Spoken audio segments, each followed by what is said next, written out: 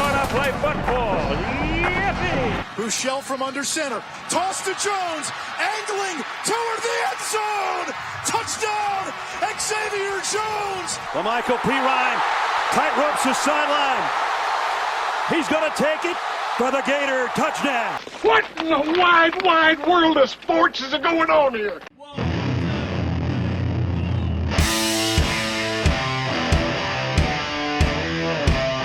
You're listening to The Review on the OSG Podcasting Network.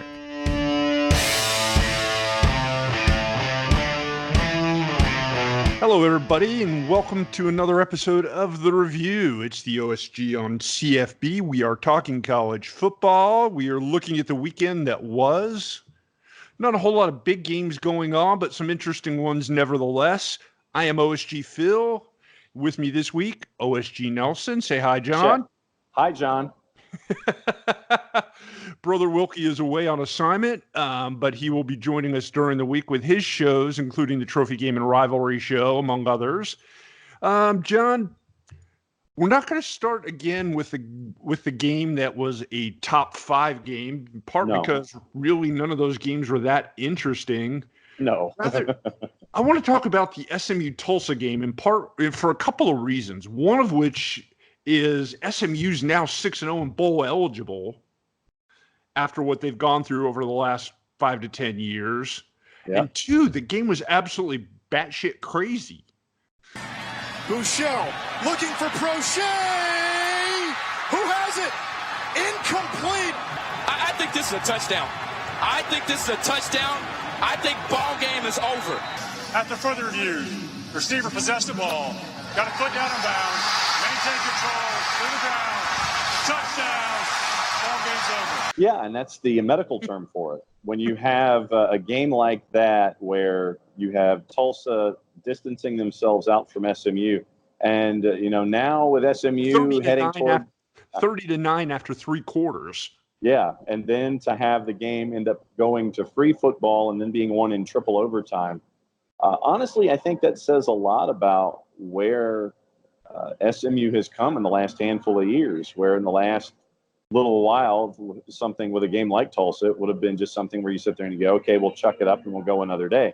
But in this go-round, you're now, I think, your best start since you were Polyester Bowl champs back in 1984. Actually, their first 6-0 they've never been 6. Well, they have been 6-0, but the last time was 1982. 1982. So even before the Polyester Bowl.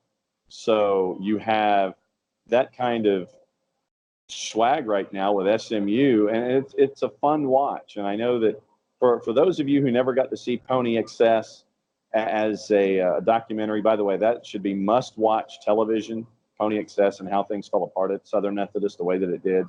But seeing where they are now, I think it speaks a lot about where they are in the American and pulling out a win like this. But yeah, the game itself was absolutely crazy in the final 15 minutes plus overtime.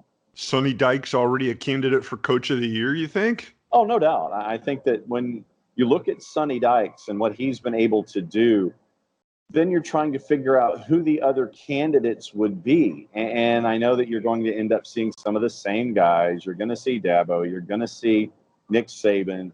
You're probably going to see Ryan Day as a part of the discussion. And it wouldn't surprise me if, since he might be the shiny object du jour, that Ryan Day might be your Coach of the Year, front runner. But for me, I'd love to see somebody like Sonny get some run for Coach of the Year, what they've been able to do at SMU.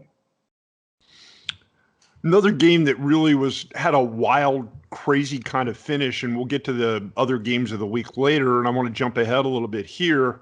Virginia Tech and Miami. That game started out 28-7 Tech at the half, and then all of a sudden, it all changed in a hurry. Yeah, and it was fun for the viewer. Wasn't necessarily fun for ESPN because they kind of got caught at 35-35 and then 42-35, and then they cut away, and then you come back because it's not over. There's an extra second on the clock. You get that one other opportunity. So, I mean, it was a production nightmare for ESPN. And I know that Dusty Dvorak has caught a lot of flack with Mark Jones for the high five in the booth. And Dusty's explanation was that it's the first Hail Mary that he's ever seen in his entire career of television that was ever completed. So that was why he and Mark did what they did. It was no bearing whatsoever on one team over the other.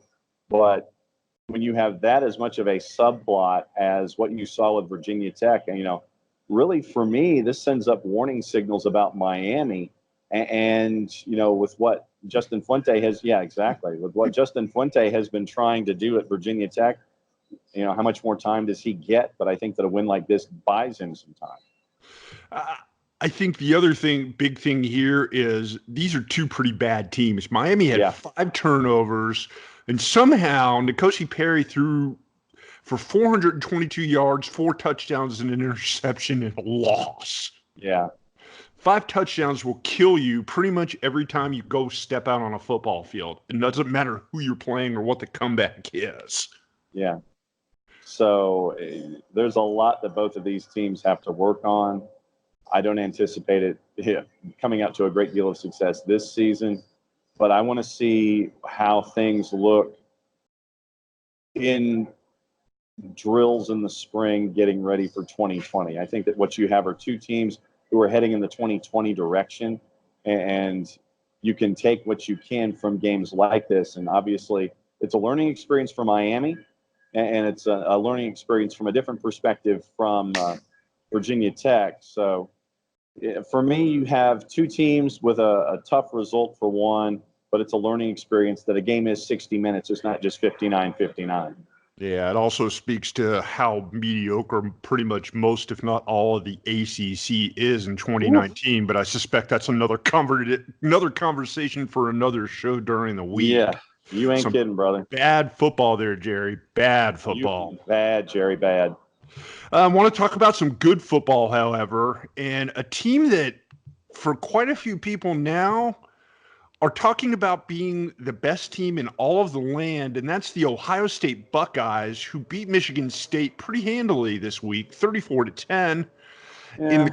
Really, that's the closest thing that the Buckeyes have had for competition thus far this season, and they handled the test pretty easily. Yeah, and when you look at Ohio State, we get into this constant narrative, especially in the OSG footprint, about Justin Fields and the University of Georgia. But the way that I look at it is that Kirby Smart wants all the shiny objects. He wants the shiny fire truck under the Christmas tree in late December and again in February. So you're going to bring in a Justin Fields just so no one else can have him, and then that he can have that much less time if he ever portals out, which he has, to be eligible so he can't hurt you. And if you're we talked about that last week. I mean, for the offense that Georgia runs, he wasn't that good of a fit. No. Of course, they would have made it work. Who wouldn't have? Yeah, right. But it's like taking Fromm and putting him on Oklahoma. He might do okay, but that's not the perfect fit for what he does. No, when you have the running game that Georgia does, when you have the skilled position players that Georgia does, you don't have to rely on your quarterback to tuck and run and be an RPO as much as, say, an Oklahoma or an Ohio State. It's a different skill set, and it's a different call sign for those schools than it is for the folks in Athens for Kirby Smart. So that, for me, is how I'm looking at it. Let Justin Fields flourish at Ohio State. Let Jake Fromm flourish at the University of Georgia. Don't mix the two, because it's oil and water. It is not something that sits there and blends very well. Well, and at the end of the day, I'm still not convinced that Ohio State has played that tough of a schedule. And when water hits the highway, when feet hit the highway, it's going to be late in the season. It's going to be the Big Ten championship game. They've still got to play Wisconsin. I'm really not thinking that Michigan's going to give them too much of a tussle. You may keep the score down a little bit, but Michigan's pretty much incapable of scoring at this point in their season. Right. Ohio State's on cruise control until further notice. Yeah, and when you mix water on the highway, you have a chance of hydroplaning, and I think that's what Ohio State will do before the end of it all.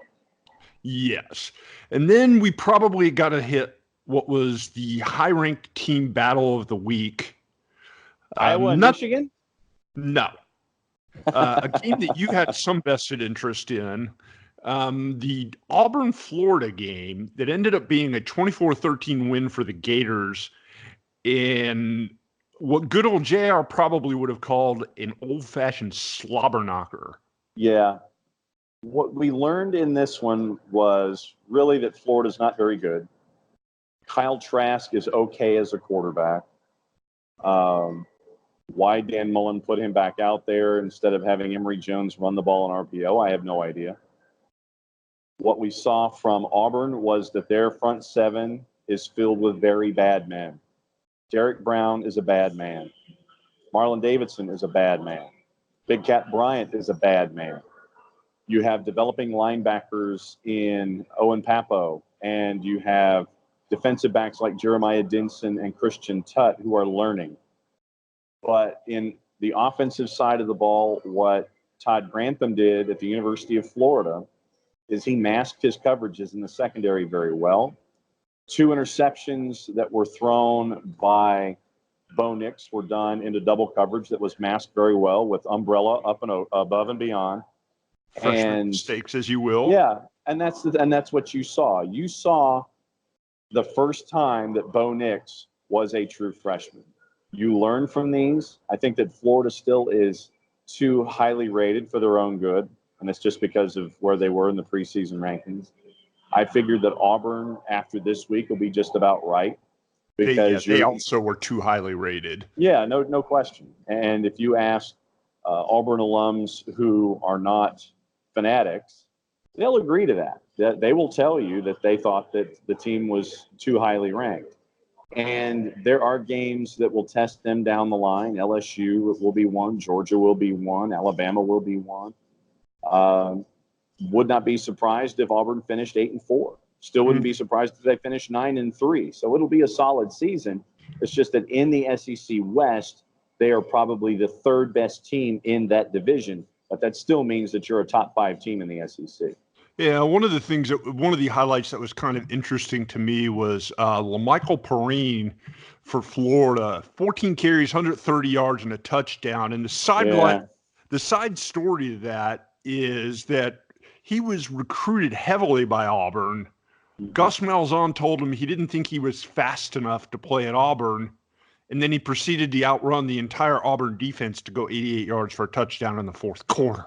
Well, that was also because there were 2 missed tackles. The first contact that Perrine had was, I think, after a 2-yard gain. They didn't wrap up. He bounces it to the outside. A defensive back doesn't wrap up there either. And then you have the back-breaking touchdown for the University of Florida. Perfect. Here's a bounce out by Perrine. LaMichael Perrine tight ropes the sideline. He's going to take it for the Gator touchdown. Frankly, I don't think Florida is as good as they will be ranked.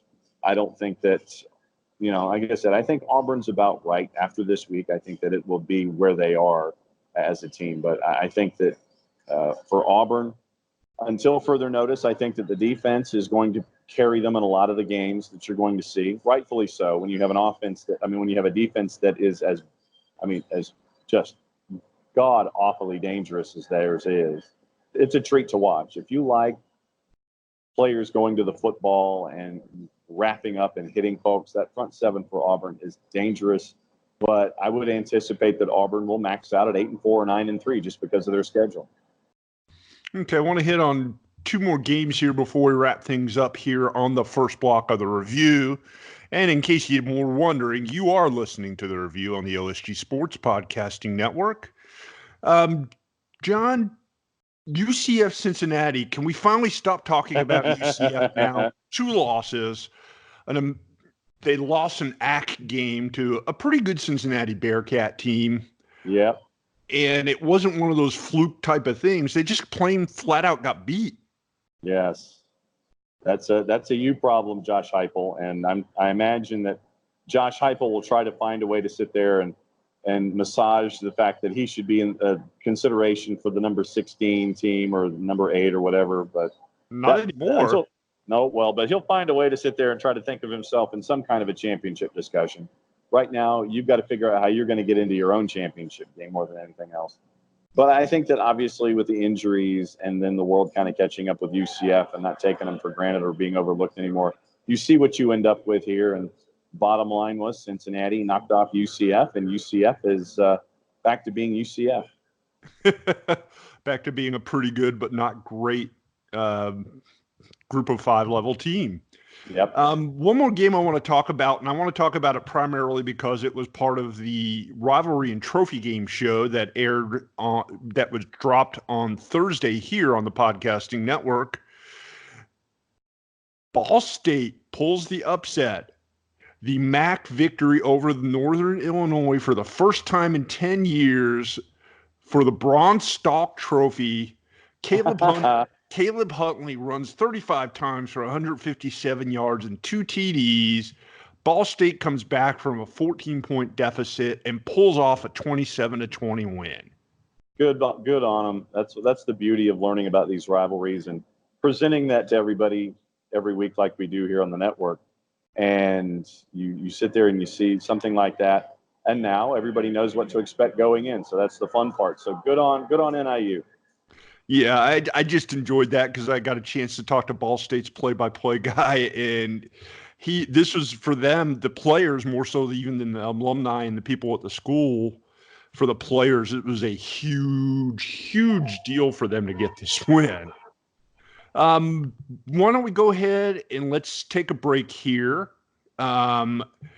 You again are listening to the review on the OSG Sports Podcasting Network. Don't forget our social media channels. You can find us at OSG Sports on Facebook, Twitter, and YouTube. All the same. Makes it a little bit easier for everybody to find. And for us. And coming up in the second block, we're going to talk a little bit about one of the bigger controversies in college sports right now, and that's the Fair Pay to Play Act. All that and more when we come back. The second half of the review is coming up. The OSG app is up and running on your Android or iPhone. Install the OSG app and listen to our podcast from college football, soccer, and lacrosse. What are you waiting for? Download the OSG app today. Soccer Down Here is sponsored by Apolinsky & Associates, LLC, personal injury lawyers with over 30 years of experience. Call Steve Apolinsky at 518-350-4231 or email him at steve@aa-legal.com if you need help with a wrongful death or serious injury matter.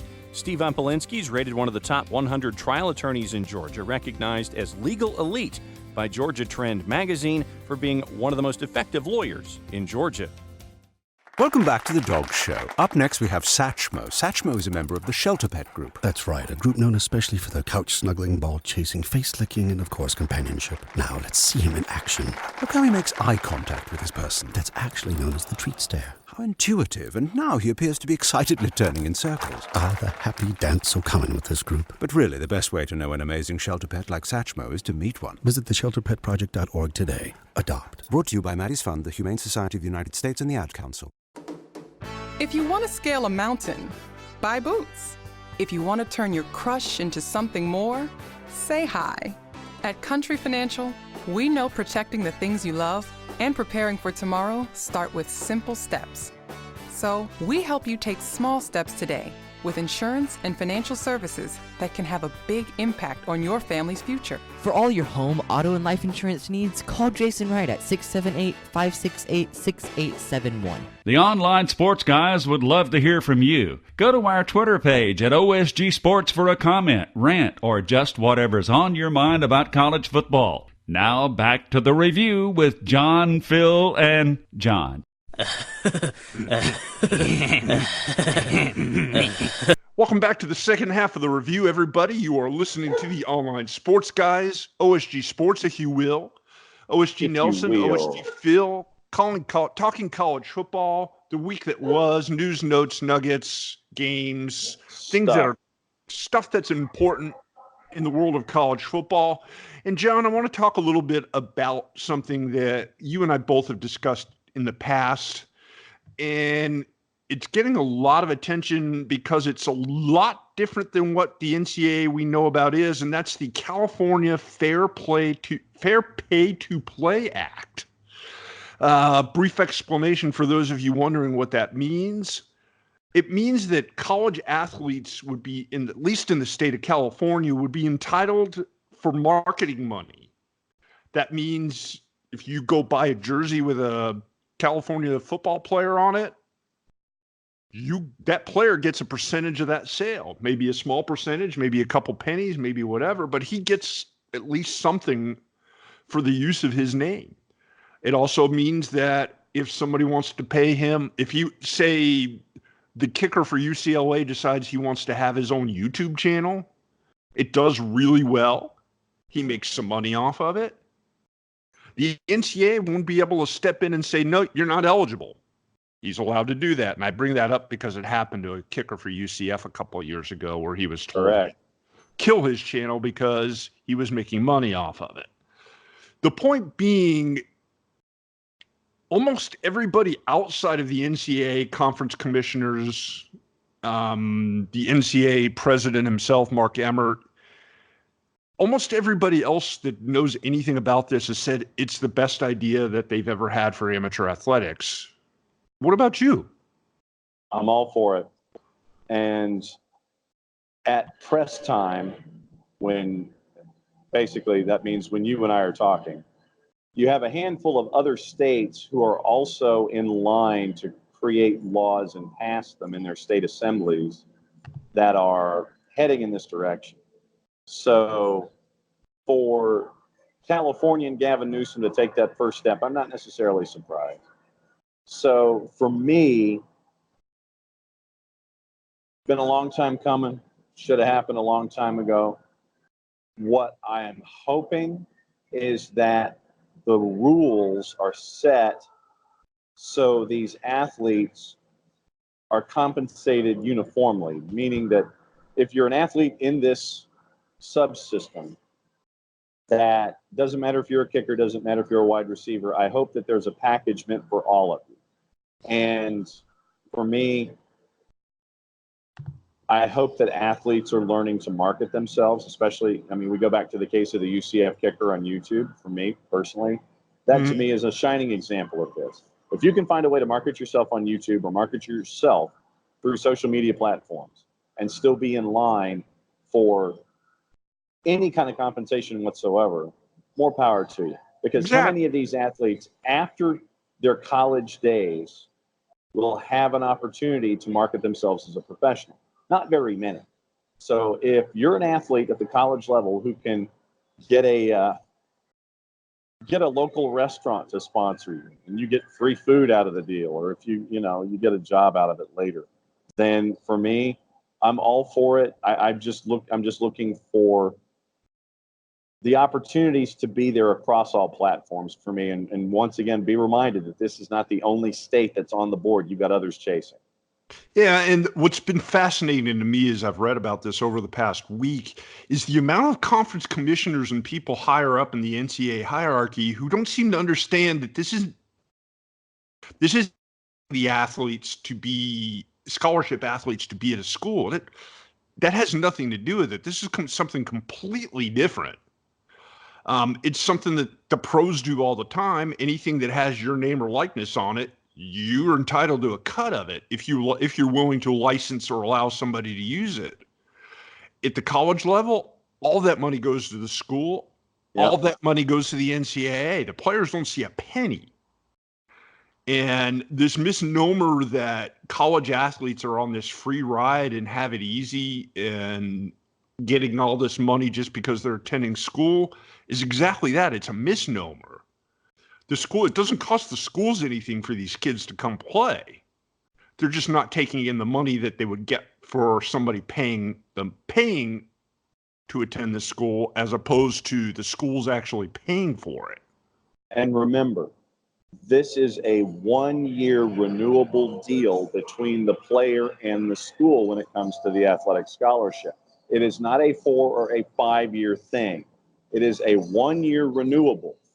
So if an athlete is stuck for whatever reason and they don't have this capability to market themselves, in addition to not knowing if they're going to have their scholarship renewed, for me, that's key in all of this. And I think a lot of folks lose sight in the idea They think that a scholarship's a scholarship, that it's it's a 5-year thing. No, it's a 1-year thing that is renewed and exercised that way. So for players to have that kind of opportunity over and over and over again, and to have this constant, which could be the only constant that they have financially that they can count on for their college career, no matter how long it is, I think that you need to have that kind of an opening. Right. It's kind of like an NFL player who's the 45th guy on the roster. Yeah. And is under a 1-year contract with nothing guaranteed.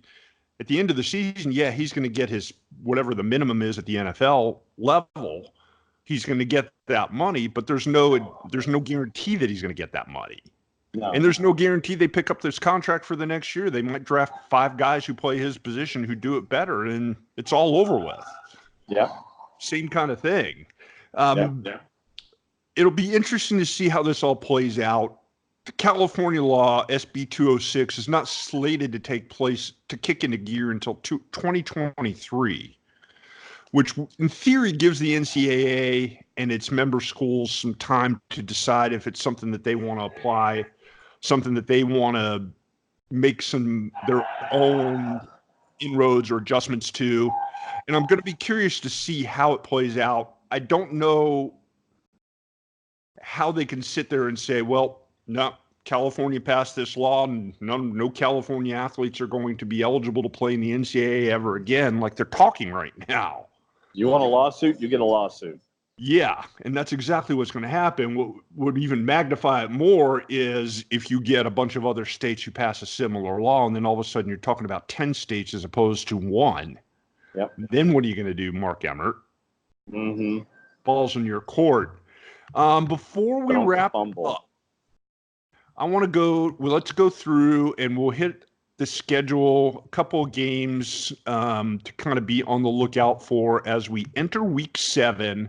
Wow. And we should start seeing some more of the highly contested, the ranked teams playing each other, the conference games really kicking into gear. Probably the biggest of the games is coming up week. One would be the Oklahoma-Texas game. Red River. A big game for both teams. Texas has shown some signs of being back, but their defense has been a little bit questionable this year. Oklahoma may not be the best matchup if you're struggling on defense. Curious to see how that rolls out. Another big matchup, Alabama goes to College Station to play Texas A&M. Not impressed. No, A&M struggled a little bit. They have had some opportunities to win some games, haven't been able to pull through.